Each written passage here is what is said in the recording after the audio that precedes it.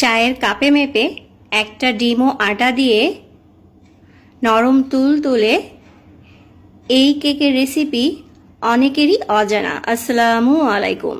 আজ আমি আপনাদেরকে খুব সহজেই চুলায় নরম তুলতুলে পাউন্ড কেকের রেসিপি তৈরি করে দেখাবো।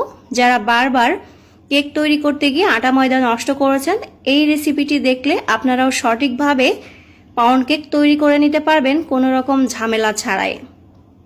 তো চলুন কিভাবে এই কেকটি তৈরি করেছি সেই রেসিপিটি দেখে নিই।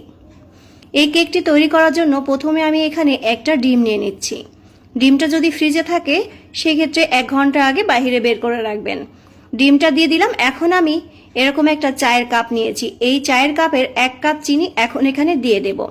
অনেকের কাছে মেজারমেন্ট কাপ থাকে না, সেই জন্য আজ আমি চায়ের কাপে মেপেই আপনাদের এই কেকটি তৈরি করে দেখাবো খুব সহজেই। এখন ডিম আর চিনিটাকে খুব